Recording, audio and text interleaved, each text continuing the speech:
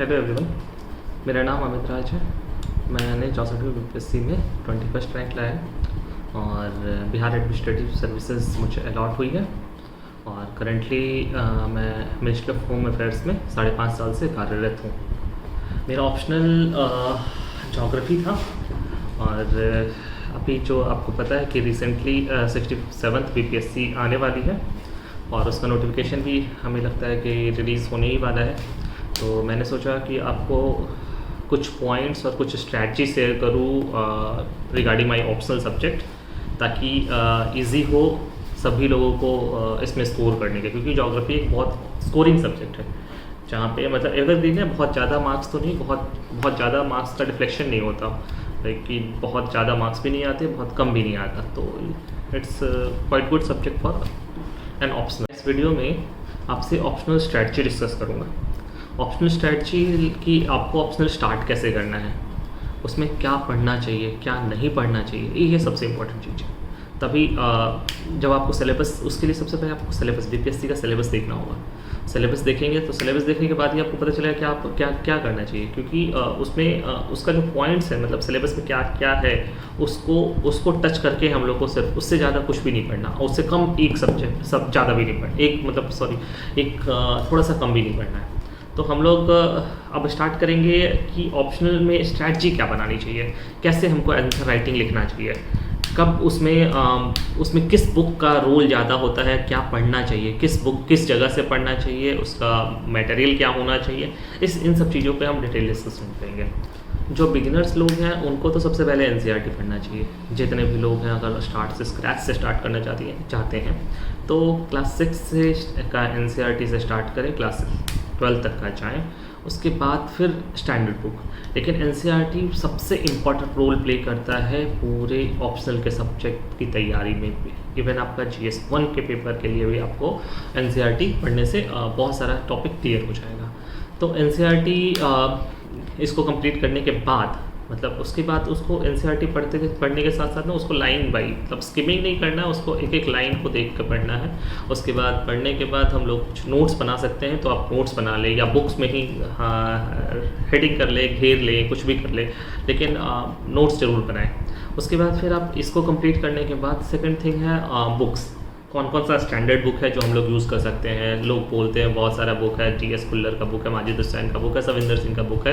तो for Indian geography Majid Hussain और GS Khullar है। सविंदर सिंह तो फिजिकल ज्योग्राफी के लिए, ह्यूमन ज्योग्राफी के लिए भी माजिद हुसैन का ही बुक है। मैंने प्रेफर किया था कि बुक्स को हम टॉपिक वाइज पढ़ेंगे। टॉपिक वाइज लाइक कि जैसे आपको जियोमॉर्फोलॉजी पढ़ना है, ओशिनोग्राफी पढ़ना है, मतलब फिजिकल ज्योग्राफी पूरा पढ़ना है, तो आप सेलेक्टेड आप टॉपिक देखें और उसमें से सविंदर सिंह का बुक से थोड़ा सा उतना ही पढ़ें जितना टॉपिक में है। उसके बाद उसको नोट्स बना लें, ताकि नोट्स आपको रिवीजन करने में ईजी हो जाए। और सेकंड थिंग कि इंडियन ज्योग्राफी में आप खुल्लर की बुक पढ़ें। सॉरी, खुल्लर की बुक मत, खुल्लर की बुक बहुत ज़्यादा बल्कि है, उसकी जगह आप माजिद हुसैन का बुक पढ़ सकते हैं। तो उसमें भी सेलेक्टेड पार्ट पढ़ना है, ज़्यादा नहीं। उसके बाद सेकंड थिंग कि और आगे आपको एनसीईआरटी का तो नोट्स बनाना है। उसके बाद स्पेसिफिक है बिहार के लिए। तो मैंने सबसे बड़ी मिस्टेक की थी कि जो फिजिकल ज्योग्राफी का आंसर या कोई भी ज्योग्राफी जो Bihar specific, other than Bihar specific questions में मैंने बिहार का जिक्र ही नहीं किया अपने आंसर्स में।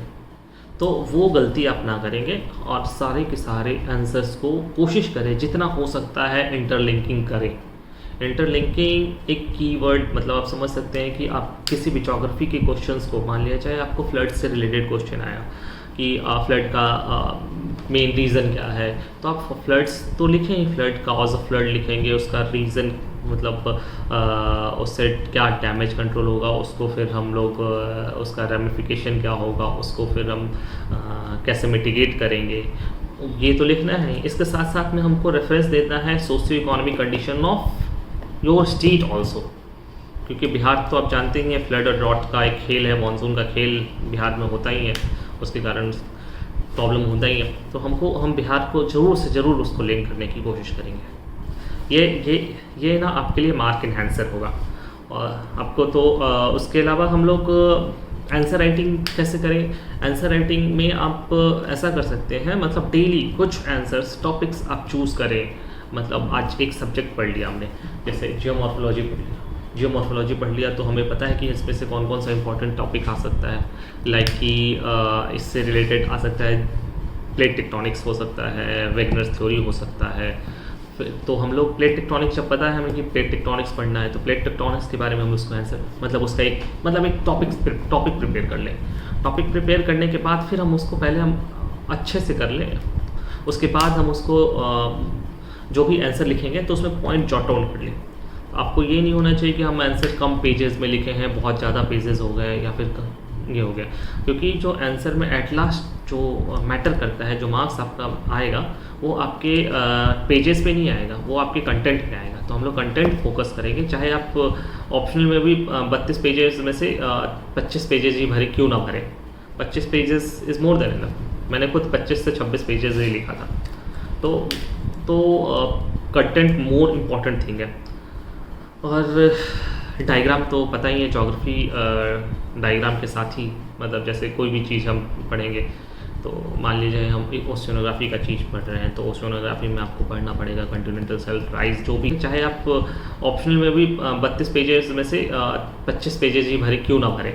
25 pages is more than enough. मैंने खुद 25 से 26 पेजेस ही लिखा था। तो कंटेंट मोर इम्पॉर्टेंट थिंग है। और डायग्राम तो पता ही है, ज्योग्राफी डायग्राम के साथ ही, मतलब जैसे कोई भी चीज़ हम पढ़ेंगे तो मान लीजिए हम एक ओशियोनोग्राफी का चीज़ पढ़ रहे हैं तो ओशियोनोग्राफी में आपको पढ़ना पड़ेगा कॉन्टिनेंटल शेल्फ राइज, जो भी है। मान लीजिए आपसे पूछा आर्कटिक ओशन का, आप एक वो बनाए उसका फिजियोग्राफी, मतलब आर्कटिक ओशन के बारे में आपको आ गया लिखने के लिए कोई भी क्वेश्चन टाइप का, तो आप उसको उसमें डायग्राम बना सकते हैं। ये मेरा कॉन्टिनेंटल शेल्फ है, कॉन्टिनेंटल राइज है, तो इस टाइप से आप एक छोटा सा डायग्राम जरूर बनाएं। और लेकिन डायग्राम के साथ साथ में ओवर डायग्राम भी नहीं होना चाहिए, मतलब कि ऐसा नहीं कि हम हर चीज़ का फालतू का डायग्राम बनाए जा रहे हैं। डायग्राम बहुत टाइम कंज्यूमिंग भी होता है, लेकिन क्या होता है डायग्राम, कभी कभी डायग्राम बनाने से आप क्या होता है कि आपका कंटेंट ईजी हो जाता है व्यू करने में। तो आप जैसे कोई भी आंसर लिखेंगे उसमें डिनोट कर देंगे, डिनोट करने के बाद आपको पता चल जाएगा कि हाँ, मतलब जो एग्जामिनर रहता है वो इजीली देख सकता है कि हाँ ये मेरा, इस बंदे को पता है, इसने ये चीज़ लिखा है, ये जब इसमें डायग्राम में इसने कॉन्टिनेंटल राइज लिखा है तो कॉन्टिनेंटल राइज के बारे में उसमें लिखा होगा, सेल्फ लिखा है तो सेल्फ के बारे में लिखा होगा। सिमिलरली आप अगर और कोई दूसरा टॉपिक्स भी स्टार्ट करना चाहते हैं तो उसमें भी उनको इजीली पता चल जाएगा कि हम कौन सा टॉपिक, मतलब इस डायग्राम के थ्रू वो देख सकते हैं कि क्या हमको जो हमने पूछा है वो इस लड़के ने, कैंडिडेट ने, जो भी ने, लड़के लड़की या कैंडिडेट ने जो भी ये लिखा है वो कंप्लीट लिखा है। तो ये एक बहुत पिक्चराइजेशन करने में इजी हो जाएगा, उनको समझने में इजी हो जाएगा, मार्क एनहांसर होता है। उसके बाद हमारे अच्छा, वो एक चीज़ और इम्पॉर्टेंट है कि हम लोग आंसर्स, जैसे हमारे क्वेश्चन होता है सिर्फ 6 क्वेश्चन लिखना होता है, 6 में से पार्टीशन वाला क्वेश्चन भी होता है और एक 50 मार्क्स का क्वेश्चन भी होता है, एक जो सिंगल और एक 25 ईच का भी होता है। तो 50 मार्क्स के क्वेश्चंस को लोगों को लगता है कि 50 मार्क्स का भी आंसर एग्ज़ाम में लाइक कि उसमें मार्क्स ज़्यादा उठने का चांसेस है और 25 वाले में कम उठने का चांसेस है। तो ऐसा कोई एश्योरेंस कोई नहीं कह सकता कि किस में मार्क्स ज़्यादा उठेगा, किस में कम मार्क्स उठेगा। लेकिन हम, मेरे हिसाब से जो भी टॉपिक आप करें, जो भी आपको आए, जो भी मतलब ईजी लगे, उस चीज़ को ज़रूर लिखें। ऐसा नहीं कि हम 25 मार्क्स के फील्ड में रहें कि फर्स्ट पार्ट 25 हमको आ रहा है और सेकंड पार्ट थोड़ा सा कम आ रहा है और जो एक 50 मार्क्स का क्वेश्चन पूरा हमें आ रहा है, लेकिन तो हम सोचेंगे कि इसमें दोनों मिला करके इसमें ज़्यादा मार्क्स उठेगा, उसमें कम मार्क्स उठेगा। तो हम मेरे हिसाब से होना चाहिए कि जो क्वेश्चन आपको अच्छे से आए उस क्वेश्चन को लिखना चाहिए, रादर देन कि थोड़ा सा भी संशय हो मन में। तो ये चीज़ को एक इम्पॉर्टेंट चीज़ है, इसको ध्यान रखना चाहिए। और कोई भी आंसर्स लिखने के पहले ना, सबसे पहले क्वेश्चंस को आप 5 बार जरूर पढ़ें। 1 बार पढ़ें, 2 बार पढ़ें, 3 बार, क्योंकि क्वेश्चंस में ही आंसर छुपा होता है और क्वेश्चन जितना डिमांड कर रहा है उस डिमांड को पूरा करना ही आपका, मतलब आंसर को एक अलग व्यू देगा, अलग टाइप का आप उसमें एक कह सकते हैं आप मार्क इन्हेंस हो सकता है आपका। तो क्वेश्चन को ज़रूर दोबारा पढ़ें, एक बार नहीं, 2 बार नहीं, 3 बार नहीं, 4 बार ऐसे पढ़ें, उसके बाद आंसर लिखना स्टार्ट करें। और कोई भी आंसर हम अगर लिखते हैं तो हम लोग उसको 3 पार्ट में डिवाइड कर लेते हैं आंसर को। तो सबसे पहला पार्ट होता है इंट्रोडक्शन, दूसरा बैकग्राउंड जो भी है वो उसका डिटेल जो भी देना है वो, और लास्ट पार्ट कंक्लूज़न।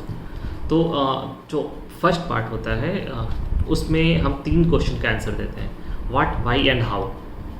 ये 3 पॉइंट का सबसे पहले इंट्रोडक्शन में देंगे। इंट्रोडक्शन होता है कि किसी भी जो एग्ज़ामिनर होता है, एग्ज़ामिनर का सबसे आई कैचिंग पॉइंट होता है कि अगर इंट्रोडक्शन आपका अच्छा रहता है तो वो वहीं पे आपको एक मतलब एडेड एडवांटेज मिल जाता है।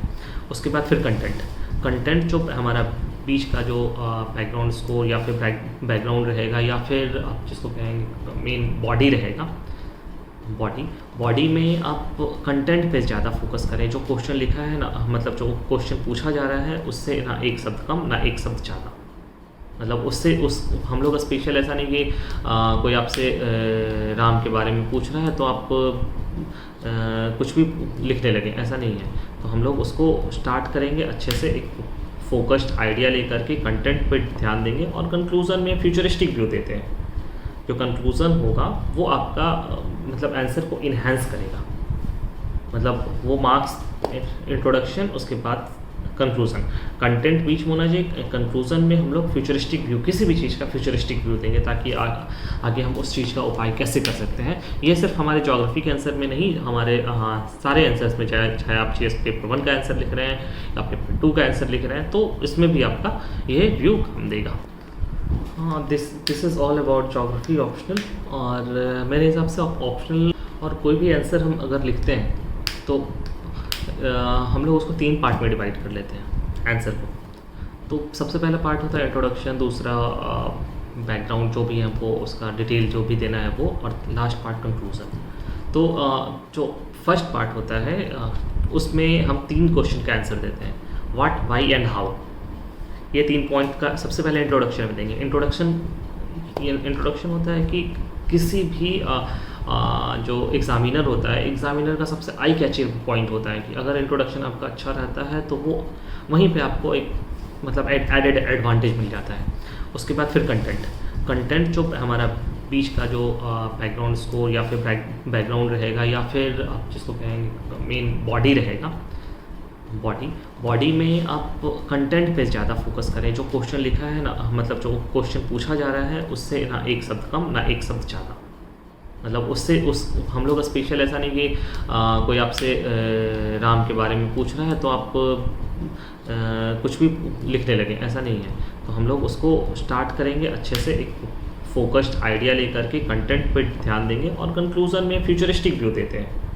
जो कंक्लूज़न होगा वो आपका मतलब आंसर को इन्हेंस करेगा, मतलब वो मार्क्स इंट्रोडक्शन, उसके बाद कंक्लूज़न, कंटेंट बीच में होना चाहिए। कंक्लूज़न में हम लोग फ्यूचरिस्टिक व्यू, किसी भी चीज़ का फ्यूचरिस्टिक व्यू देंगे ताकि आगे हम उस चीज़ का उपाय कैसे कर सकते हैं। ये सिर्फ हमारे ज्योग्राफी के आंसर में नहीं, हमारे सारे आंसर्स में, चाहे आप जीएस पेपर 1 का आंसर लिख रहे हैं या पेपर 2 का आंसर लिख रहे हैं, तो इसमें भी आपका ये व्यू काम देगा।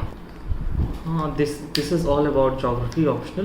और मेरे हिसाब से ऑप्शनल चूज़ करना एक बहुत बड़ा वाइज डिसीजन है।